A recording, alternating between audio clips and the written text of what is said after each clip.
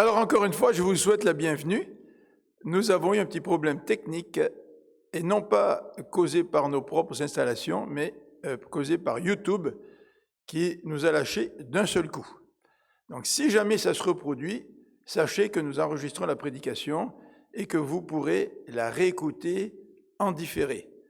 Donc on est désolé, nous sommes désolés pour cet inconvénient, mais nous allons donc reprendre pour être sûr que vous n'avez rien manqué.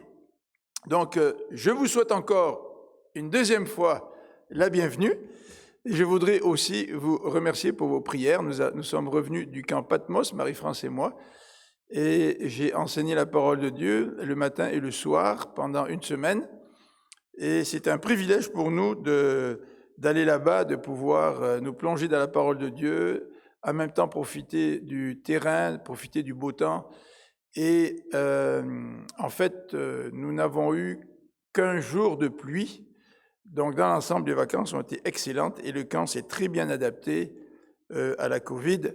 Et la cuisinière a préparé des repas que nous allions tous chercher à la cafétéria, puisque nous ne pouvions plus manger tous ensemble, chacun mangeait dans sa cabine, mais c'était vraiment bien organisé.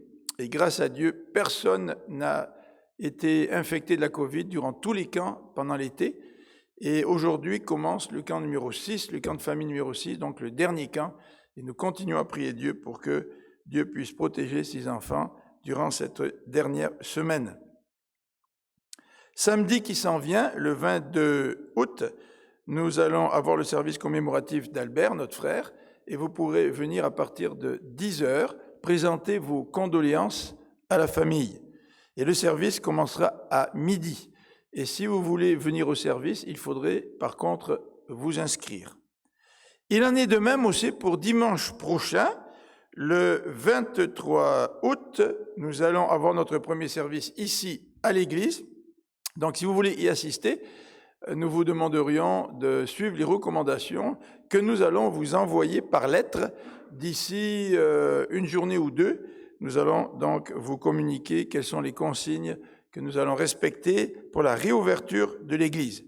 Nous allons recommencer cette semaine les capsules sur le livre de l'Ecclésiaste. C'était impossible pour moi de les enregistrer et de les envoyer depuis le camp Patmos, puisque nous n'avons pas d'Internet et aussi c'est très difficile d'obtenir le signal téléphonique. Donc voilà pour les capsules quotidiennes. En ce qui est entré à l'entraide, nous ne recevrons pas de nourriture aujourd'hui, cet après-midi, puisque les services vont recommencer à l'église. Je suppose que vous allez pouvoir amener la nourriture à l'église lorsque vous vous présentez le dimanche matin. Mais de toute façon, nous allons parler avec Benoît, le responsable, qui va nous donner plus de renseignements. Ce matin, je vous ai envoyé aussi la lettre de Denis Maisonneuve. Continuons à prier pour Denis et Brigitte dans leur ministère. Ces dernières semaines, il a dû célébrer le service d'un jeune garçon de 13 ans qui avait accepté le Seigneur. Et dans les circonstances tragiques, Denis a pu présenter aussi l'espérance de l'Évangile. Nous allons aussi, durant cette deuxième partie du mois d'août, avoir deux rencontres des anciens. Les dates sont dans le bulletin, le 20 août et le 31 août, ainsi qu'une rencontre avec le comité d'évangélisation le 25 août. Mercredi prochain, nous aurons une rencontre de mi-semaine et nous allons probablement discuter pour savoir si nous reprenons la rencontre à l'église et si nous continuons aussi parallèlement à utiliser Zoom. De toute manière, ce mercredi, vous avez le code dans le bulletin. Nous allons donc avoir une rencontre. Alors j'aimerais maintenant que nous puissions prier ensemble. Seigneur notre Dieu, nous voulons te remercier, te louer parce que nous avons l'espérance de la vie éternelle. Et lorsque nous regardons dans ce monde toutes les souffrances, toutes les manifestations du mal, nous aspirons bien souvent à ce moment où nous serons en ta présence pour l'éternité, à ce moment où tu auras enlevé de notre cœur tout mal, tout péché. Quel changement cela va produire dans notre vie.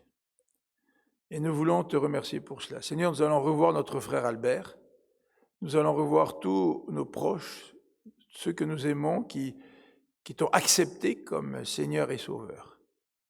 Et ce sera ce repas de fête qui nous est décrit dans l'Apocalypse. Et nous serons ensemble en ta présence. Seigneur, nous voulons te remercier aussi pour la fidélité de ton peuple en ce qui a trait au soutien de cette communauté durant ce temps de Covid. Tu nous permets, Seigneur, de continuer le ministère de l'Église grâce à la générosité des frères et sœurs. Et nous voulons aussi être reconnaissants envers cela et te demander de nous aider à bien gérer ce que tu nous donnes. Dans ta grâce, Seigneur, tu nous bénis. Et dans ta grâce, tu nous permets aussi d'être généreux envers d'autres et envers notre communauté. Donc, merci, Seigneur, pour cela. Amen.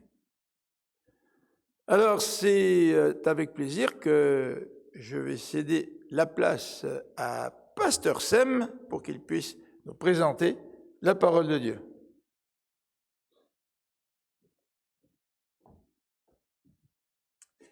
Merci Philippe. Alors, je voudrais prendre le temps de remercier l'Église d'avoir prié pour nous durant cette période de vacances qu'on a eue au Nouveau-Brunswick avec la belle famille dont le Seigneur nous a protégés, notre aller et notre retour, dont on voudrait vous remercier pour cela. Alors, sans plus tarder, je vous invite à ouvrir vos Bibles dans l'Évangile selon Luc, le chapitre 7. Nous allons voir ensemble du verset 11 jusqu'au verset 17. Luc 7, verset 11 à 17. Et je vais lire dans la version Louis II. Alors, j'ai pour vous Luc 7, verset 11. Le jour suivant, Jésus alla dans une ville appelée Naïn.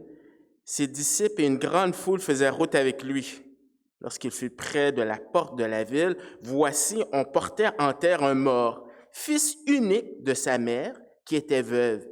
Il allait avec elle, et il y avait, avec elle, beaucoup de gens de la ville. Le Seigneur, l'ayant vue, fut ému de compassion pour elle et lui dit, « Ne pleure pas. » Il s'approcha et toucha le cercueil. Ceux qui le portaient s'arrêtèrent. Il dit, « Jeune homme, je te le dis, lève-toi. » Et le mort s'assit et se mit à parler. Jésus le rendit à sa mère. Tous furent saisis de crainte et ils glorifiaient Dieu, disant, « Un grand prophète a paru parmi nous et Dieu a visité son peuple. » Cette parole sur Jésus se répandit dans toute la Judée et dans tout le pays d'alentour. Père éternel, merci encore pour ta parole. Permets que tu puisses te glorifier à travers celle-ci. Amen. Alors, le texte de ce matin, on voit qu'il y a une convergence à différents niveaux. On a celui qui donne la vie et qui rencontre quelqu'un qui est mort. On a celui qui va donner sa vie pour l'humanité et qui va mourir, alors qu'on a quelqu'un qui est mort et qui revient à la vie. On a des disciples, on a des gens qui ne sont pas des disciples, des croyants et des non-croyants. Une foule où est-ce que les gens sont certainement joyeux, excités, et on a une foule où est-ce que les gens sont tristes. Mais à travers toute cette convergence, Luc mentionne aussi une convergence intéressante entre Jésus et une veuve. Et à la lueur de cela, j'ai décidé d'intituler le message de ce matin « À la croisée des chemins ». Et j'aimerais voir avec vous 3 points qui tournent alentour de ce thème. Du verset 11 à 12, on va parler de la rencontre de Jésus avec cette femme. Ensuite, du verset 13 à 14, on va voir la réaction de Jésus suite à cette rencontre. Et ensuite, du verset 15 à 17, on va voir le résultat qui découle de ce que Jésus a fait. Et puis, on terminera avec des applications pour nous. Alors, le premier point, cette rencontre que Jésus a avec la femme veuve. Alors, je relis pour vous. Le jour suivant, Jésus alla dans la ville appelée Naïn. Ses disciples et une grande foule faisaient route avec lui. Lorsqu'ils furent près de la porte de la ville, voici, on portait en terre un mort, fils unique de sa mère, qui était veuve, et il y avait avec elle beaucoup de gens dans la ville. Alors, avant qu'on regarde en détail le verset, l'arbre, eh bien, c'est bon de reculer et de voir la forêt, voir une vue d'ensemble, c'est-à-dire le contexte de cette rencontre-là. Le contexte, ça se fait durant le ministère de Jésus en Galilée. On voit ça à partir de Luc 4, verset 14, jusqu'au chapitre 9, verset 50.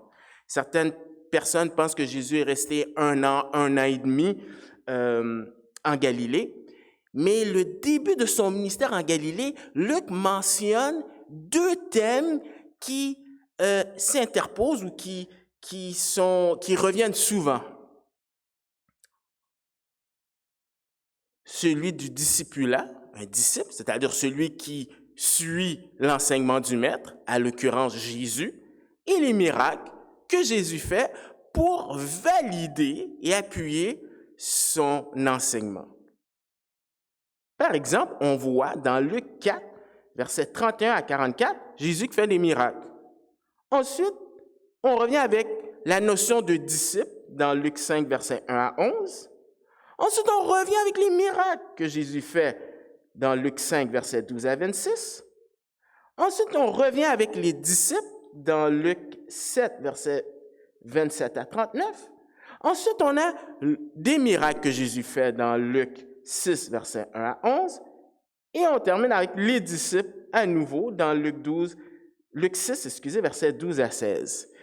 Et par la suite, à partir du verset 20, on a ce que certaines personnes disent le sermon sur la plaine, qui est similaire avec le sermon sur la montagne, où est-ce qu'on a des disciples et des gens qui ne sont pas des disciples, où est-ce que Jésus lance un appel au discipulat, les conditions pour être un disciple et qu'est-ce qui s'attend d'un disciple.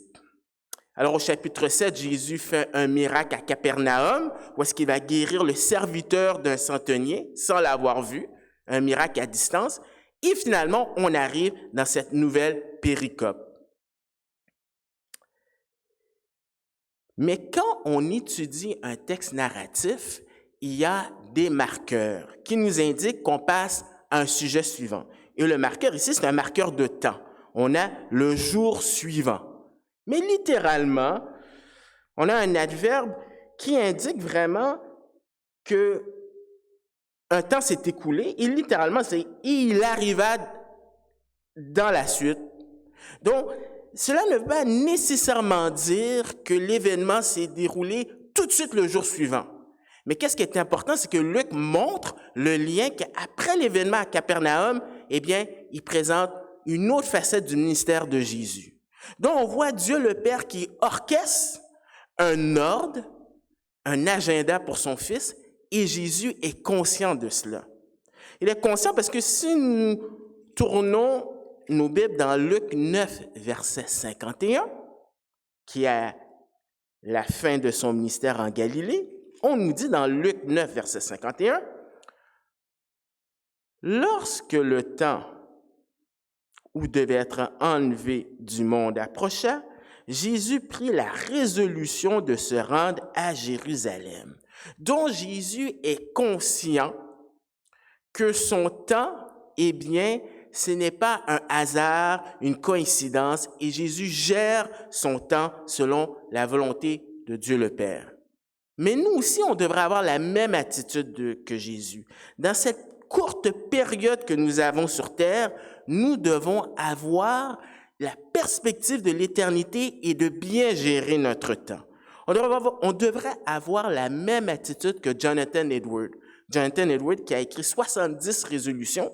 Et sa 5e résolution, je lis pour vous, il dit « Je suis résolu à ne jamais perdre de temps, mais à rentabiliser de la meilleure façon ce que je peux faire. » Alors, on a un marqueur de temps, mais aussi on a un marqueur de lieu. Alors, on nous dit que Jésus se rend dans une ville appelée Naïn. Alors, même si c'est le mot « ville » qui est mentionné, il ne faut pas avoir à l'idée que c'est une métropole, mais c'est plutôt comme Nazareth, qui était à 6 000 de ce lieu-là et qui était considéré comme un village. Alors, Luc prend le temps de nous indiquer le nom de cette ville, parce que Luc, c'est un historien, il veut montrer des faits, et l'Évangile, c'est pas des mythes, c'est sur des faits historiques. Alors, nous pouvons voir la ville de Naïm, et on peut voir deux villes qui étaient mentionnées dans l'Ancien Testament. Celle de Endor, où est-ce que dans l'Ancien Testament, Saül est allé consulter un médium pour parler à Samuel. Et on a juste à côté de cette ville-là, alors il y a une montagne qui est entre les deux villes, mais il y a la ville de Shunem, où est-ce qu'on pense qu'il s'est passé un événement historique dans l'Ancien Testament qui va nous aider à comprendre la réaction du peuple ou du village lorsque Jésus va faire ce miracle. Alors, encore une fois, un autre dessin, et aussi, vous voyez la flèche qui indique le lieu de cette ville ou de ce village qui existe encore de nos jours. Et on pense que, qu'est-ce qui s'est passé dans ce village? Eh bien, ils ont eu la visitation d'un prophète. On voit ça dans 2 Rois, chapitre 4, du verset 30 à 35. Alors, normalement, ce serait tout le chapitre, mais on va lire 30 à 35. Ça concerne cette Sunamite. Alors, 2 Rois 4, verset 30 à 35, je lis pour vous. La mère de l'enfant dit, « L'Éternel est vivant et ton âme est vivante. Je ne te quitterai point. » Et il se leva et la suivit. Géasi les avait devancés et il avait mis le bâton sur le visage de l'enfant, mais il n'y eut ni voix ni signe d'attention. Il s'en retourna à la rencontre d'Élisée et lui rapporta la chose, disant, « L'enfant ne s'est pas réveillé. » Lorsque Élisée arriva dans la maison, voici l'enfant était mort, couché sur son lit. Élisée entra et ferma la porte sur eux deux. Et il pria l'Éternel. Il monta et se coucha sur l'enfant. Il mit sa bouche sur sa bouche, ses yeux sur ses yeux, ses mains sur ses mains, et il s'étendit sur lui. Et la chair de l'enfant se réchauffa. Élisée s'éloigna, alla çà et là par la maison, puis remonta et s'étendit sur l'enfant, et l'enfant éternua 7 fois, et il ouvrit les yeux. Élisée appela Géasi et dit, « Appelle cette Sunamite. » Géasi l'appela et elle vint vers Élisée, qui dit, « Prends ton fils. » Elle alla se jeter à ses pieds et se prosterna contre terre, et elle prit son fils et sortit.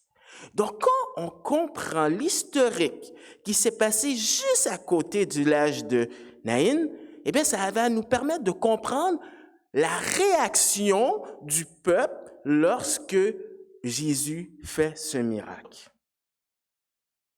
Alors, nous avons vu le contexte de la lettre. Maintenant, on peut regarder en détail les versets 11 et 12. Alors, le verset 11 et 12, eh bien, c'est une rencontre entre Jésus et cette femme-là. Et qui est Jésus? Eh bien, Luc prend le temps de nous expliquer, surtout aussi dans son ministère en Galilée, qui il est, parce que les gens avaient différentes perceptions de qui était Jésus. Et c'est la même chose de nos jours. Vous faites un vox pop, vous demandez aux gens, je me souviens quand j'étais dans le GBU, groupe biblique universitaire, eh bien, on se promenait avec un questionnaire, on demandait aux gens, qui est Jésus pour vous? Et il y avait différentes réponses. Alors, Luc va répondre à la question, qui est Jésus? Mais qu'est-ce qu'il mentionne? C'est que Jésus est accompagné des disciples. Alors, on l'a dit, les disciples, c'est quelqu'un qui suit un maître, l'enseignement de Jésus. Et comme on a dit dans Luc 9, verset 51, Jésus sait que son temps est court, donc il doit mettre en place ses priorités, et sa priorité, c'est de former les disciples par l'enseignement et par des miracles pour renforcer leur foi. Mais nous aussi, nous sommes en tant que chrétiens inondés de responsabilités et nous avons aussi le devoir de bien fixer nos priorités. Et une de ces priorités, dans Matthieu chapitre 28, versets 18 à 20, c'est de faire des disciples. Alors, que ce soit votre conjoint, les enfants, les amis, nous avons une sphère d'influence et il faudrait beaucoup réfléchir sur comment on peut aider la personne qui est dans notre sphère d'influence pour grandir spirituellement. Mais Jésus est aussi accompagné d'une grande foule. Et Luc fait exprès de montrer vraiment une distinction entre les disciples et les gens de la foule, composés de non-croyants, peut-être des croyants, mais qui ne veulent pas prendre le pas d'aller et de suivre Jésus. Et pourtant, même si Jésus se concentre sur les disciples, eh bien, il use de grâce envers cette foule, parce que cette foule bénéficie de son enseignement, bénéficie des miracles qu'il fait, en espérant que ces gens-là puissent vraiment se positionner sur qui est Jésus. Vous savez, dans Matthieu chapitre 11, Jésus va dire, lorsqu'il quitte la Galilée, il mentionne des paroles de jugement sur Chorazine et sur Bethsaïda, qui, si Tyr et Sidon et Sodome et Gomorrhe avaient vu les miracles que ces gens-là ont vus, eh bien, ils seraient repentis. Donc, ces gens-là bénéficient de la grâce de Dieu malgré tout. Mais ces gens-là, qui le réalisent ou non, eh bien, ils sont en train de suivre le Fils unique de Dieu. Le Fils unique qu'on retrouve au verset 12, mais dans Jean 3,16, vous savez, qui dit « Car Dieu a tant aimé le monde qu'il a donné son Fils unique, afin que quiconque croit en lui ne périsse point, mais qu'il ait la vie éternelle. » Et Fils unique, pour Jésus, ça identifie une classe bien à part. Jésus est 100% Dieu et 100% homme. Alors, Jésus rencontre qui? Eh bien, avant, il faut se rappeler que la Bible mentionne que Jésus est Dieu. Et dans la Bible, il n'y a pas le mot Trinité, mais les gens ont reconnu par la révélation progressive qu'il y a un seul Dieu et trois personnes distinctes. Alors, dans le dessin, le schéma, vous avez le Père qui n'est pas le Fils n'est pas le Saint-Esprit n'est pas le Père, mais ils sont tous Dieu. Un seul Dieu, trois personnes distinctes. Je ne peux pas le comprendre, de même que je ne peux pas comprendre un Dieu qui a toujours existé, mais ça nous rappelle notre petitesse qui a une distinction entre le Créateur et la créature. Il n'en demeure que la Bible mentionne que Jésus est Dieu. Alors, on a cette rencontre entre Jésus et une femme, verset 12. Lorsqu'il fut près de la porte de la ville, alors les portes de la ville, on les ouvrait durant le jour, on le fermait aussi la nuit, qui servait de protection, mais c'était aussi un endroit où est-ce que les gens pouvaient aussi socialiser, faire leur commerce. On dit que voici, et Luc met l'attention sur cela, on portait en terre un mort, fils unique de sa mère qui était veuve, et il y avait avec elle beaucoup de gens de la ville. C'est quand même étonnant. C'est étonnant que Luc prend le temps de mentionner que Jésus rencontre une femme. D'ailleurs, cette histoire-là ne se trouve pas dans les évangiles synoptiques, c'est-à-dire Matthieu et Marc. Et Luc va mentionner 10 femmes qu'on ne retrouve pas dans les autres évangiles. C'est étonnant parce que à cette époque-là, les femmes étaient considérées comme des objets, rien, aucune valeur. D'ailleurs, les rabbins, dans leurs prières, remerciaient Dieu qui n'était pas des païens et des femmes. Et pourtant, Luc ne mentionne rien d'extraordinaire. Il ne fait que de souligner ce que Moïse a dit dans Genèse 1, verset 27, que Dieu a créé l'homme et la femme à l'image de Dieu. Et Paul va dire dans Galates qu'il n'y a ni homme ni femme, c'est-à-dire tous peuvent avoir un accès à Dieu. Cette femme, elle est veuve. Parce que dans ce qu'on a lu, eh bien, Jésus rencontre un cortège funèbre où est-ce que, généralement, la veuve était devant, avec un certain accoutrement, avec des pleurs, donc c'était facile d'identifier qui était cette veuve. Mais aussi tragique que cela puisse paraître de perdre quelqu'un, perdre son mari, c'était perdre de ta sécurité, ta protection. C'était pas comme de nos jours où est-ce qu'on a le gouvernement qui nous donne des octrois ou qui nous permet de nous aider. On était laissé à soi-même. À moins, bien sûr, qu'on ait quelqu'un, un fils, pour nous aider. Mais comble du malheur, elle a perdu aussi son fils unique. Le même terme, mais ici, c'est différent. Unique dans le sens que la relation, c'était un seul enfant qu'elle avait. Et elle perd cet enfant-là. Donc, non seulement il y a la protection, la sécurité, mais aussi la lignée dont ton histoire, eh bien, elle disparaît, ton histoire familiale, un peu comme dans l'histoire de Ruth, on mentionne cela. Et perdre un enfant, c'est déjà quelque chose de terrible parce que on s'attend à ce que ce soit nos enfants qui nous enterrent et non le contraire.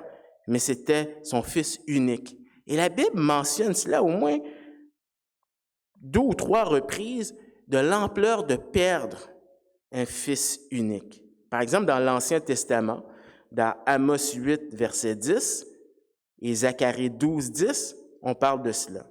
Alors, je lis pour vous Amos 8, verset 10. Amos dit, « Je changerai vos fêtes en deuil et tous vos chants en lamentation. Je couvrirai de sacs tous les reins et je rendrai chauves tous les têtes. Je mettrai le pays dans le deuil comme pour un fils unique et sa fin sera comme un jour d'amertume. » Et le second texte, dans Zacharie 12, verset 10, eh bien, on lit ceci. « Alors, je répandrai sur la maison de David et sur les habitants de Jérusalem un esprit de grâce et de supplication. Ils tourneront les regards vers moi, celui qu'ils ont percé. Ils pleureront sur lui comme on pleure sur un fils unique. Ils pleureront amèrement sur lui comme on pleure sur un premier-né. » Donc, c'était quelque chose de tragique et la Bible le reconnaît. Et cette femme-là, elle est accompagnée d'une foule considérable. Donc, on voit vraiment, en même temps, il y a des contrastes, mais en même temps, il y a des similitudes entre les deux groupes.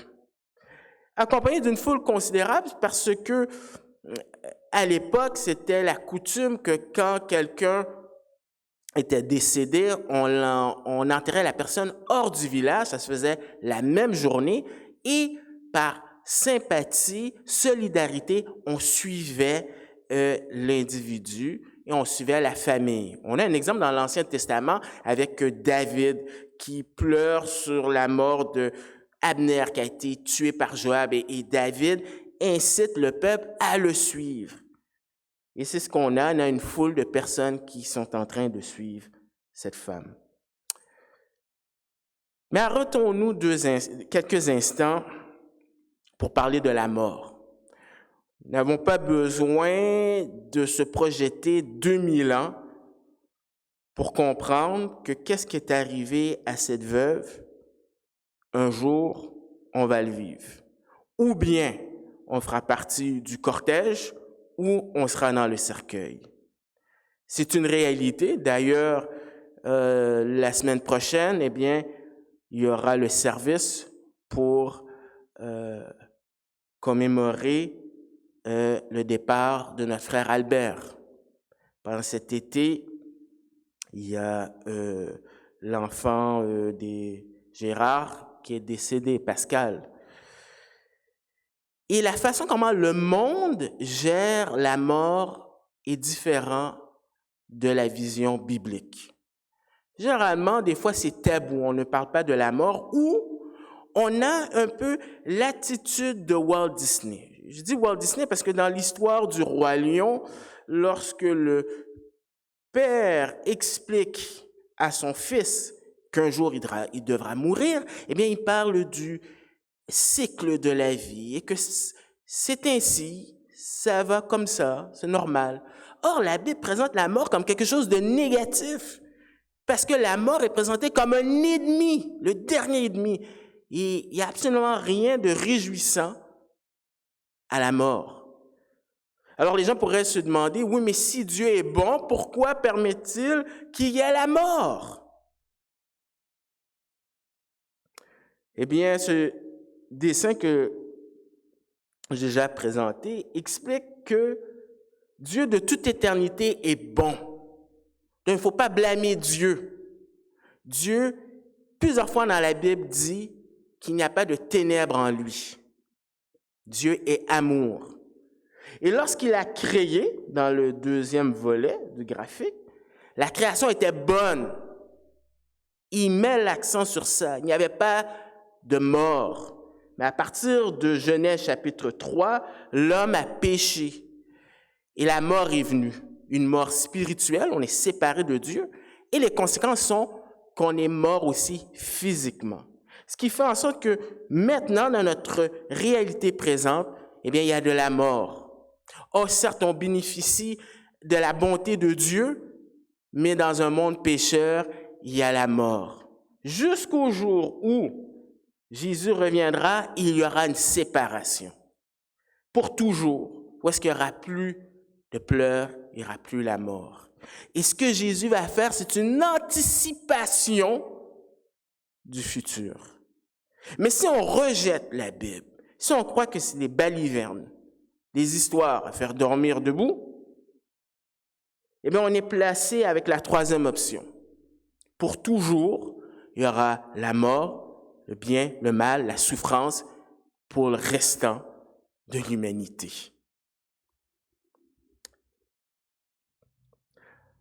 Alors, on a vu la rencontre. Maintenant, on va voir la réaction de Jésus. J'aime voir cette réaction parce que Jésus a dit à Philippe, « Celui qui m'a vu a vu le Père. » Des fois, les gens peuvent se demander, comment Dieu le Père perçoit-il la souffrance? Est-il indifférent? Lorsque je vis une situation difficile, Dieu est au loin. Est-ce qu'il se soucie de moi?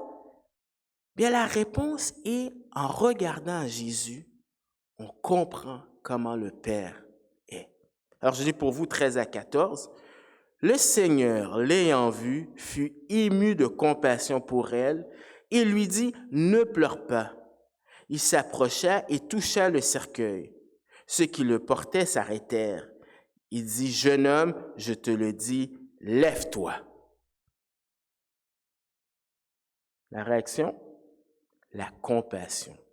Jésus fut ému de compassion. Dans l'original, il y a cette idée d'entrailles, ou en québécois, les tripes. Et vous pouvez dire, mais je ne vois pas le lien. Pourquoi parler de l'anatomie par rapport aux émotions? Bien, dans la Bible, les gens exprimaient ce qu'ils ressentaient à travers des images du corps. Nous, lorsqu'on pense à cœur, on pense à l'amour, sentiment. Mais dans la Bible, le cœur, eh bien, c'est là où siège, si vous voulez, l'intellect. Alors ici, on voit Jésus qui est ému de compassion. Compassion pour la veuve, parce que le texte nous dit « l'ayant vue ». Jésus la voit. Jésus ne se concentre pas sur le cortège, ne se concentre pas sur les pleureuses professionnelles, ceux qui jouent de la flûte. Il se concentre sur cette femme-là. Il la voit. Oh, elle est certes pas seule, mais demain, elle sera tout seule. Et Jésus la voit. Jésus voit les personnes qui sont seules. Et ce n'est pas les Beatles qui ont pensé à cela. Parce que les Beatles ont écrit une chanson, et dans le refrain, c'est Oh, do you see all the lonely people? Est-ce que tu vois les gens qui sont seuls? Ben, la réponse est que Jésus l'a vu depuis longtemps. Et Jésus aussi se soucie de la veuve, mais Dieu le Père aussi. On le voit dans le psaume 146 au verset 9. Psaume 146, verset 9, qui mentionne « L'Éternel protège les étrangers. Il soutient l'orphelin et la veuve, mais il renverse la voie des méchants. » Donc Dieu se soucie de cette veuve. Il exprime sa compassion par une parole douce. Ça semble être contradictoire parce qu'il donne un ordre à l'impératif. Ne pleure pas, ou cette idée de arrête ce processus que tu es en train de faire. Mais c'était tout à fait normal de pleurer dans ce pays-là, cette coutume. Les gens pleuraient, exprimaient leurs regrets. Et selon la culture dans laquelle vous avez grandi, vous pouvez voir qu'il y a des différentes façons que les gens réagissent quand il y a des funérailles. C'était tout à fait normal. Il fallait qu'elle puisse être en deuil pendant 30 jours.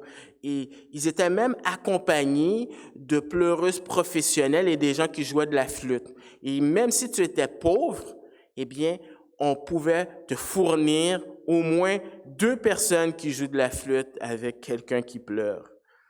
Jésus n'est pas en train de dire que c'est mauvais en soi, mais c'est à la lueur de qu'est-ce qu'il va faire au verset 15, 14 et 15, qu'il donne des paroles d'encouragement.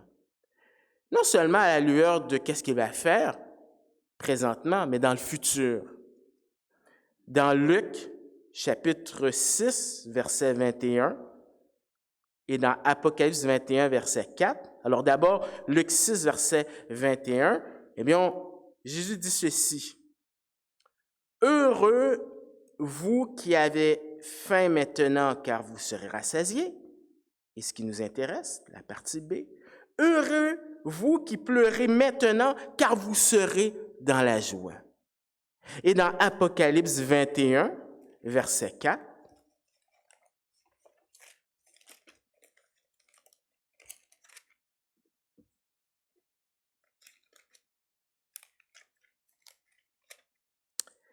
il essuiera toute larme de leurs yeux et la mort ne sera plus.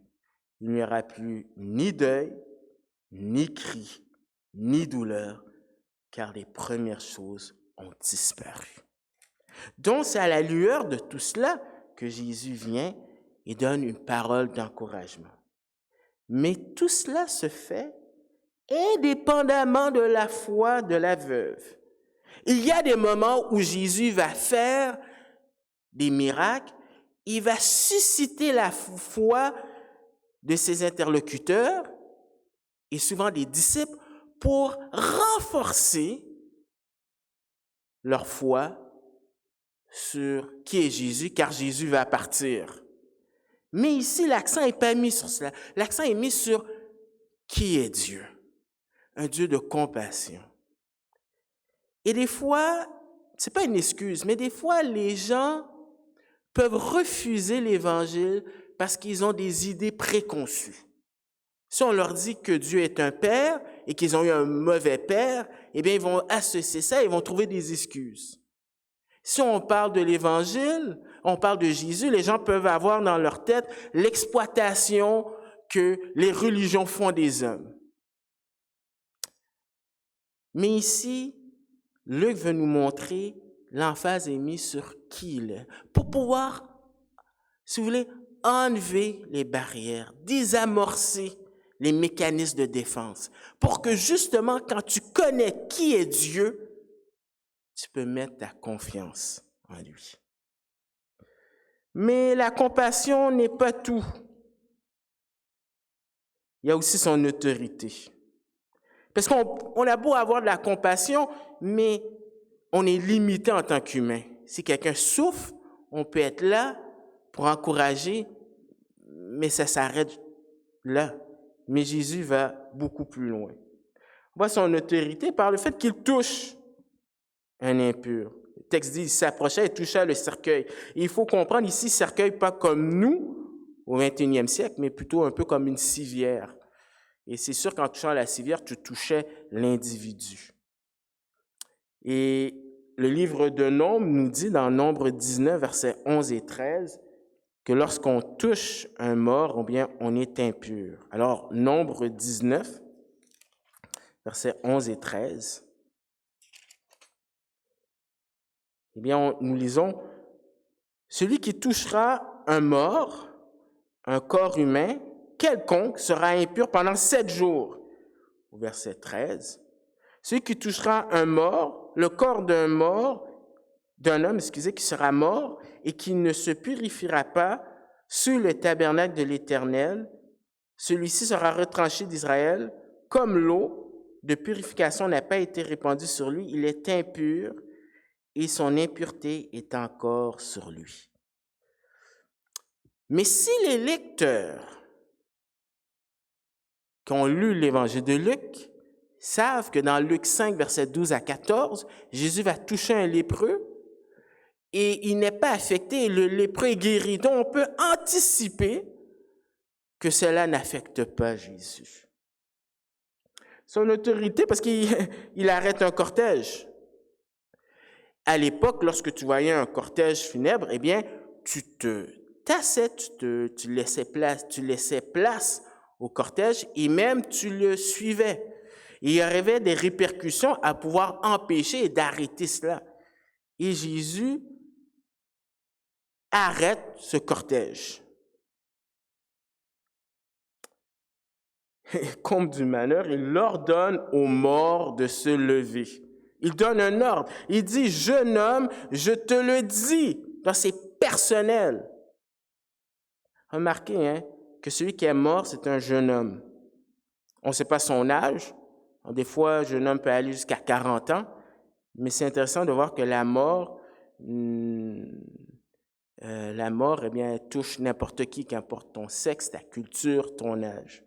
Il s'adresse directement à cette personne. Il donne un ordre. « Lève-toi. » Je pense qu'on est tellement habitué à lire la parole de Dieu qu'on ne réalise pas qu'est-ce qui est en train de se produire. Mon beau-frère, eh bien, on a dû depuis 1 an,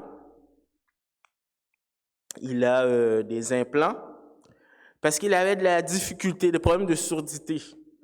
Et je me souviens une fois, il dormait, puis j'ai crié pour essayer de le réveiller. Pas moyen de le réveiller. Mais ici, on parle d'un mort. Quand j'étais au cégep, il y avait un cours qui se donnait au cégep. Technique en thanatologie. Thanos, la mort. L'étude sur les morts. Et la porte était toujours fermée. Toujours. Un jour, je pense que j'ai vu la porte était ouverte, puis on n'entendait pas de son. C'était calme total. Et Jésus parle. Et cela fait écho à Genèse, chapitre 1. Lorsque Dieu parle, les choses se réalisent tout de suite. Finalement, la réaction de Jésus, elle exprime son humanité, parce que Jésus a pleuré, Jésus a eu de la compassion, Jésus a eu faim. Et on peut peut-être dire que ça va de soi, non. Parce que dans l'histoire de l'Église, et jusqu'à présent, il y a des gens qui ne savent pas définir qui est Jésus. C'est un surhomme, c'est un ange.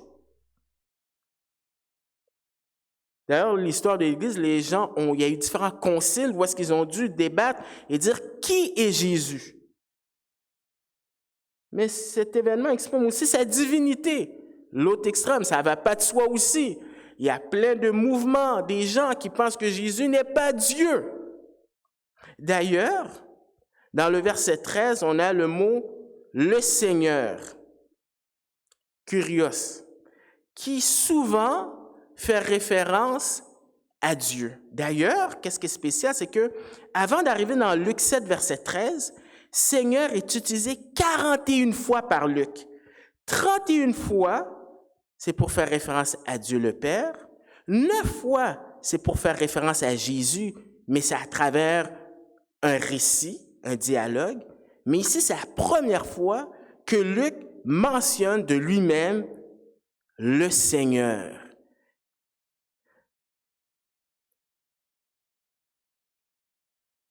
Et Paul parle de ces deux réalités dans Philippiens 2, versets 6 à 8. Philippiens 2, versets 6 à 8. Alors, verset 5, on dit « Ayez en vous les sentiments qui étaient en Jésus-Christ, lequel, existant en forme de Dieu, n'a point regardé comme une proie à arracher d'être égal avec Dieu, mais s'est dépouillé lui-même en prenant une forme de serviteur, en devenant semblable aux hommes et ayant paru comme un simple homme. » Alors, on a vu la rencontre, la réaction, et maintenant le résultat.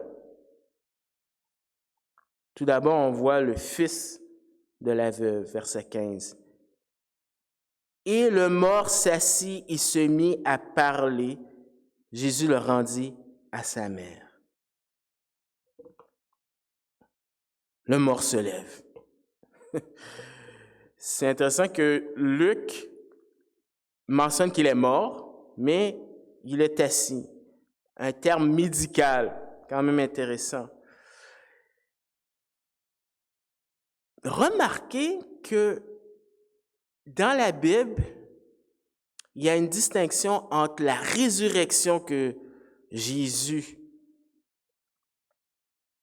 a vécue et cet homme-là. Il y a une différence parce que dans 1 Corinthiens chapitre 15,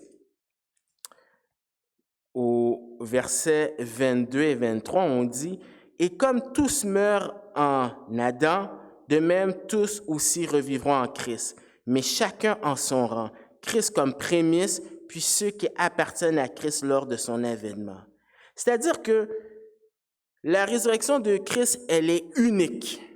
Parce qu'avant, il y a des gens qui sont revenus à la vie. Sauf qu'ils sont morts à nouveau parce qu'ils n'avaient pas leur corps glorifié. Mais il n'en demeure pas moins que c'est quand même quelque chose d'extraordinaire. Parce que cet homme-là commence à parler. On nous dit qu'il nous faut de l'oxygène pour vivre sans avoir de dommages permanents dans notre cerveau. On dit que déjà 4 minutes, c'est dangereux. 30 minutes, les dommages sont irréversibles. Et probablement, cet homme-là est décédé depuis au moins plusieurs heures. Et pourtant, on voit qu'il se met à parler et qu'il n'y a aucune séquelle. Encore une fois, intéressant, puisque Luc est un médecin, il mentionne, il se met à parler.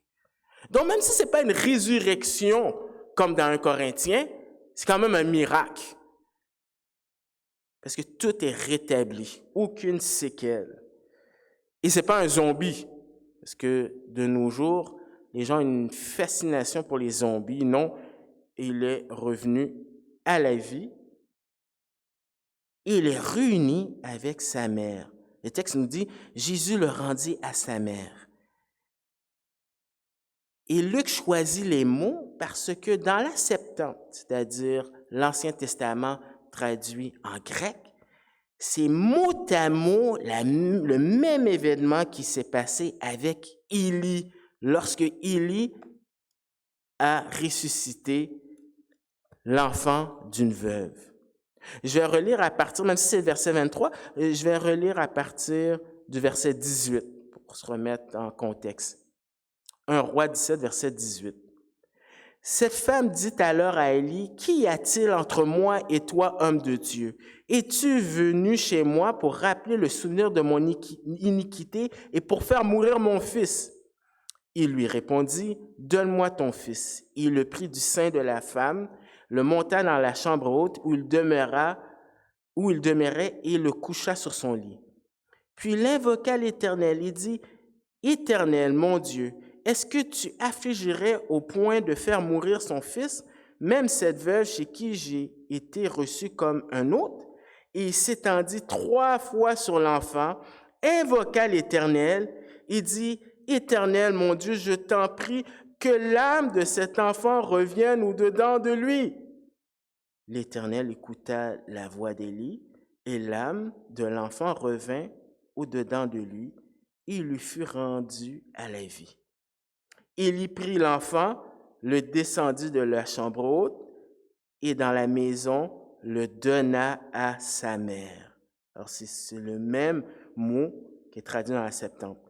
Et Élie dit, voici ton fils est vivant. Et la femme dit à Élie, je reconnais maintenant que tu es un homme de Dieu et que la parole de l'Éternel dans ta bouche est vérité. Donc, ça va nous permettre de comprendre la réaction de la foule. C'est une foule qui était accompagnée, celle qui suivait Jésus et ceux qui faisaient partie du cortège funèbre. C'est une grande foule. C'est-à-dire qu'ils sont témoins de ce qui s'est passé. Au verset 16, on dit « Tous furent saisis de crainte ». Dans l'original, il y a même cette idée de phobie. C'est normal, voir un mort qui se lève, c'est tout le monde réagirait. C'est une réaction humaine. Et ils glorifiaient Dieu. Mais cette crainte-là se tourne en joie parce qu'ils reconnaissent qu'il y a Dieu là-dedans. Parce que c'est seulement Dieu qui peut donner la vie. Et en passant, il n'y a pas beaucoup de résurrection dans la Bible. On pense que on a l'idée de croire qu'il y a autant de miracles comme ça dans la Bible. Non, il y en a peu et c'est à certaines périodes. Il y a encore moins des gens qui revenaient à la vie. Mais ils reconnaissent que la main de Dieu est là-dedans. Et il déclare 2 choses. Le texte dit, tous furent saisis de crainte et ils glorifiaient Dieu, disant, un grand prophète apparut parmi nous et Dieu a visité son peuple. Quelles sont les 2 déclarations? Ils reconnaissent qu'un prophète est parmi eux. Jésus a fait la même chose que Élie et Élisée. Et c'est vrai que Jésus est un porte-parole de Dieu. Mais en même temps, ils ont manqué le but.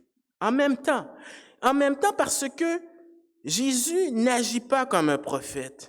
On l'a lu avec Élie et Élisée, ils implorent Dieu, ils se mettent sur l'enfant, ils le font 3 fois, 7 fois. Jésus, c'est complètement différent.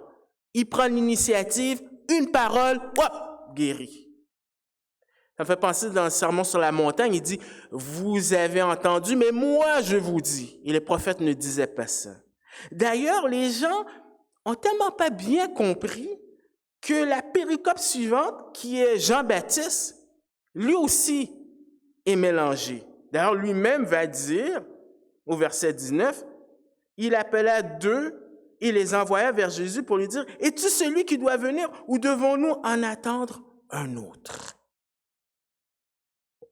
Et c'est intéressant qu'au verset 22,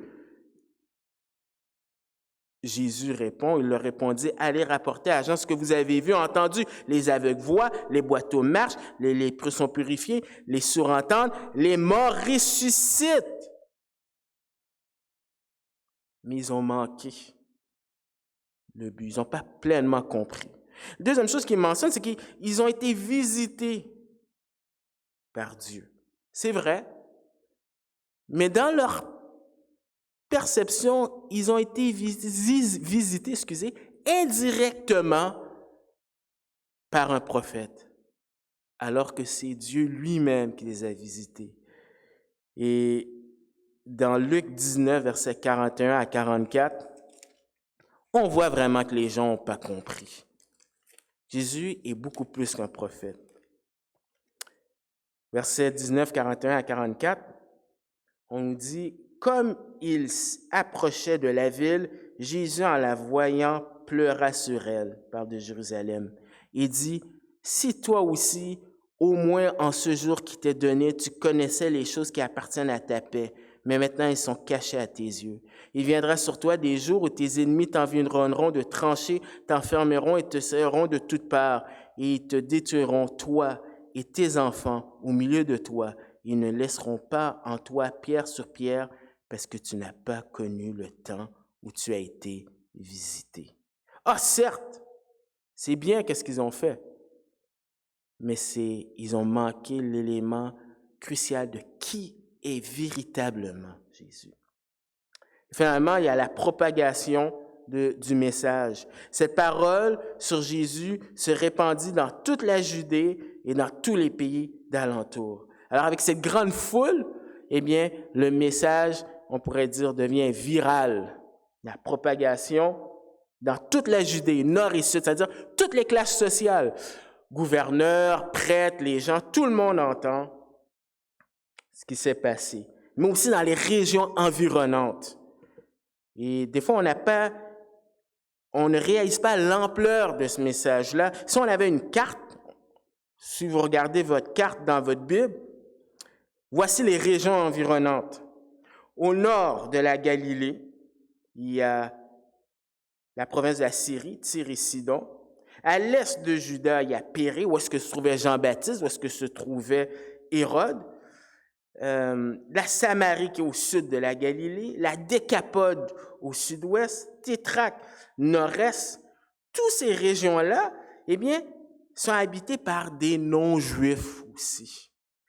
Et Luc donne un aperçu de qu'est-ce que Jésus va dire aux disciples, d'annoncer ce message de l'Évangile à Jérusalem, à Judée, à Samarie, jusqu'aux extrémités. Et ce message comporte aussi que Jésus est mort et il est ressuscité et pour nos péchés. Et si on met notre confiance en lui, eh bien, nous avons la vie éternelle.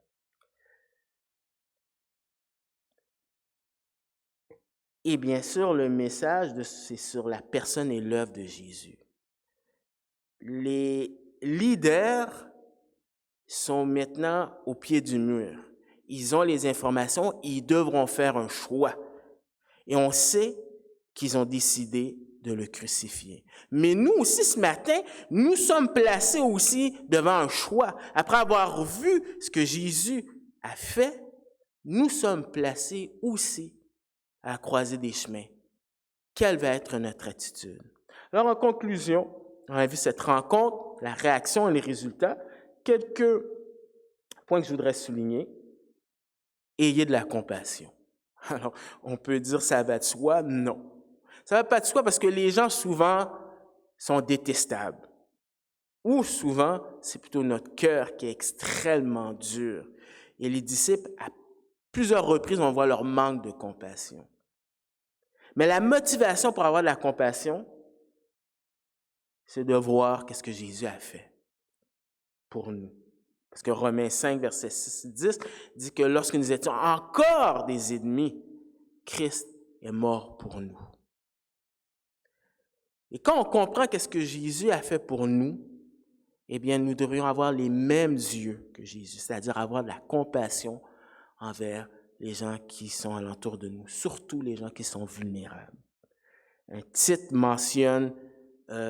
Timothée mentionne dans sa lettre, ou plutôt Paul mentionne dans cette lettre à Timothée de s'occuper, par exemple, des veuves.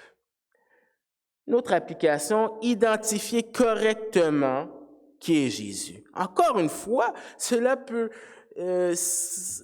ça paraît évident, surtout si tu es né dans une famille chrétienne, si tu es chrétien depuis un certain nombre de temps, mais non, parce que des fois, on ne réalise pas les implications à savoir qui est Dieu. Si Jésus a vaincu la mort, mais Jésus peut vaincre, t'aider avec n'importe quel problème. Ça a des implications, surtout dans une société où présentement, il y a un climat où est-ce que les gens ont peur de mourir. Mais quand tu sais qui est Jésus, ton attitude devrait être différente dans n'importe quoi. C'est-à-dire, il est plus qu'un prophète. Il est le Fils de Dieu. Et ça va à l'encontre de toutes les religions, musulmans, témoins de Jéhovah, etc., etc. Et finalement, rappelez-vous, parce que cela ne va pas de soi, on peut oublier que la mort est passagère. C'est très facile de croire que la vie s'arrête là, après la mort.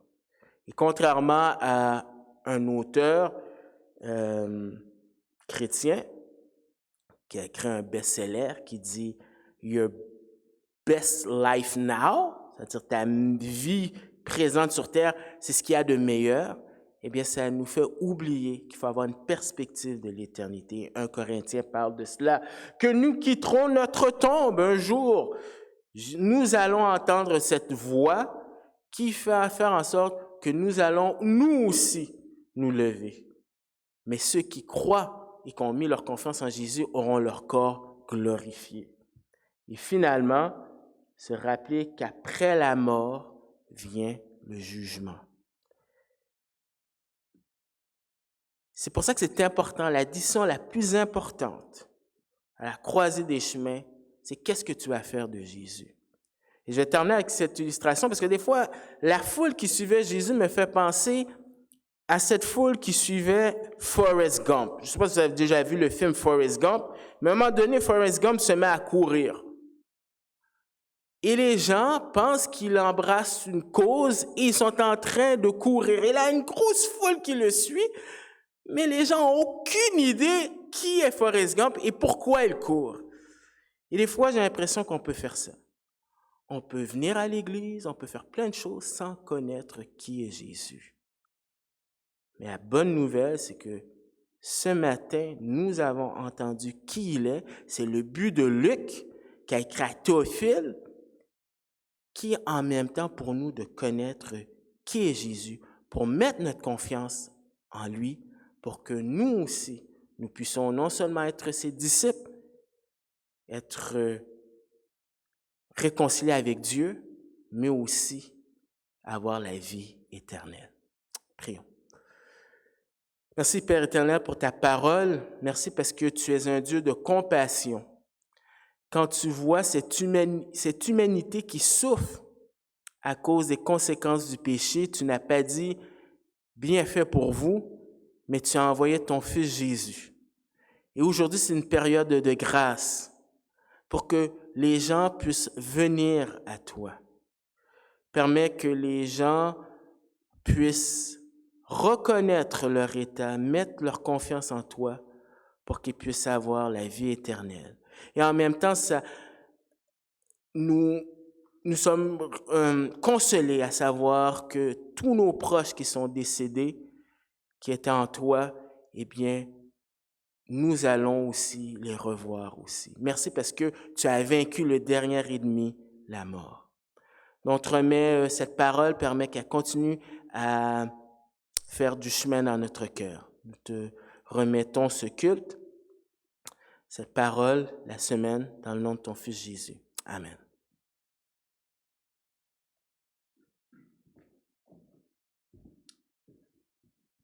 Merci beaucoup, Sem, pour ce texte encourageant. Le Seigneur a vaincu la mort, et c'est la raison pour laquelle nous croyons aussi à cette espérance qu'amène la résurrection. Donc, je vous rappelle, mercredi, notre rencontre d'études bibliques et de prière. Le numéro de Zoom est indiqué dans le bulletin. Je vous rappelle aussi le service commémoratif d'Albert. Inscrivez-vous si vous voulez assister au service. Et je vous rappelle aussi que dimanche prochain, nous allons réouvrir l'église à partir de 10h.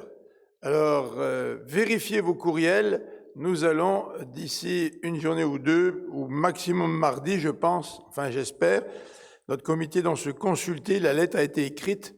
On veut voir si on n'a rien oublié. Donc, on va vous envoyer les directives, les consignes pour que nous puissions nous réunir en toute sécurité. Alors, je vous invite à recevoir la bénédiction du Seigneur.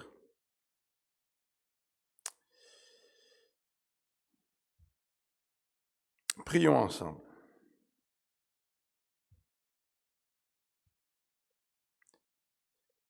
Que Dieu le Père et le Seigneur Jésus-Christ accordent à tous les frères et sœurs la paix et l'amour avec la foi. Que Dieu donne sa grâce à tous ceux qui aiment notre Seigneur Jésus-Christ d'un amour inaltérable. Je vous souhaite donc un bon dimanche et à bientôt.